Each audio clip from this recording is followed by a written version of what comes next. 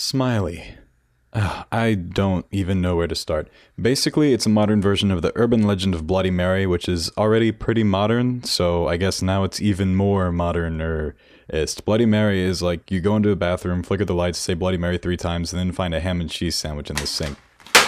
So basically, they took Bloody Mary, somehow made it about 4chan, put a few YouTube people in it, and then I did it for the lulz. Is that enough for you? That's enough for me, I can turn the video off right now. So we open with a gratuitous body tracking shot, and then immediately follow it up with a jump scare. Get used to that, there's a lot of them, to the point where you can tell when they're gonna be, like she's walking around a corner and whoop, there it is. Now I'm not a horror expert, matter of fact I pretty much never watch horror movies, I don't really enjoy being spooked, but I'm pretty sure you're supposed to build tension throughout a movie before you go all blah, scary, oh. Okay, so we have our protagonist, I don't think I actually called her name, so we'll just call her LeBron James. You can keep track of her because she's the one who laughs every time she talks. And then we get to meet her roommate, and let me just say, nothing she says sounds even remotely similar to something that an ordinary human being would say. Post gross but hilarious pictures, plan raids, troll Scientology, make memes, and in general do anything necessary for the lulz. So they go to a party and stand uncomfortably close. And then she smokes pot. She takes it pretty well considering how in the next party scene she takes a sip of beer and then stumbles all over herself. So at this party, which, by the way, is the anonymous party for those who go to the B-board on 4chan, she meets a charming young— oh, what is that? Something about that boy just doesn't rub me right. Man, I think that's about as scary as it can— oh! My dearest Beatrice, today I encountered a demon most foul from the depths of 2009. By the way, they call him Pedo Bear and then throw cans at him. Why don't you get out of here, Pedo Bear? No one wants to hang out with you. So this guy is interested in the strange, which is great because here you can start to see the philosophy they so roughly shoehorned into the movie. And I could talk about how just completely stupid everything he says is, but I don't feel like it. So then they do the main concept of the movie where they kill someone over not Omegle by typing "I did it for the lulz" 3 times. Why would you chat with strangers? Isn't that dumb?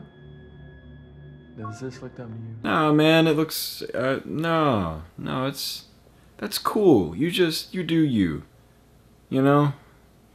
You just do. And then all the 4chan people rejoice at the death of someone else. You see, they're evil because they're from 4chan, boogeyman of the internet, peopled by fiends, scoundrels, and people like this girl. Stay far away, far, far away. So moving on, LeBron James goes to school, and she meets this super awkward professor, and oh look, Toby Turner is here. Why is he here? Why do you think that this class is a requirement?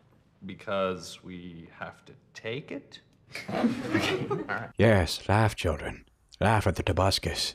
He feeds on your joy. Really though, these classroom scenes are a good example of weak writing. Everybody knows the right answers and makes the conversation flow in exactly the right way to keep the exposition flowing because the whole thing is between these characters who you can kind of tell were made in the mind of one person. So there's this unnatural singularity and uniformity to the whole thing. So let's skip ahead a little bit, blah blah blah, jump scares, this guy's name is Bender. Okay, so now this guy is a security professional, which means he's good at finding people through IP addresses, which means he gets to hold a gun? So okay, they start trying to find Smiley, and also the main girl starts going crazy, I guess, and then, what is this, 2001: A Space Odyssey?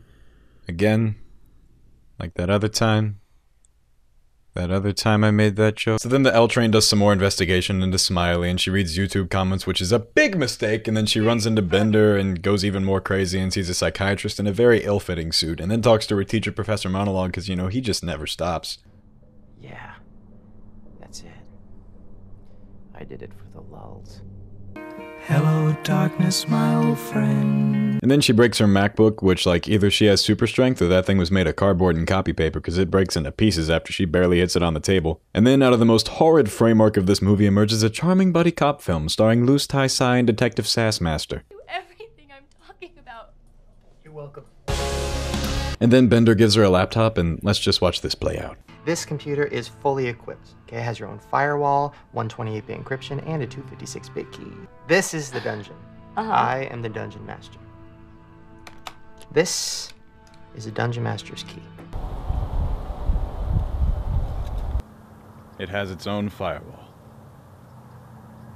And then they have this twist at the end where everyone is Smiley because they are anonymous from 4chan and they kill people for sport. See, that's how 4chan works. Not silly pictures, no, viral serial killers. And then they put in this really wonderful ending where it's, oh, but they Occam's razored Smiley into reality through a super consciousness and blah blah blah. The point is, the phrase "for the lulz" will never be scary, no matter how much fake blood you write it in, and also whoever wrote this film has probably only been on the internet like one time, and that was back in 2007. Now I'm going to go take care of something I should have done a while ago.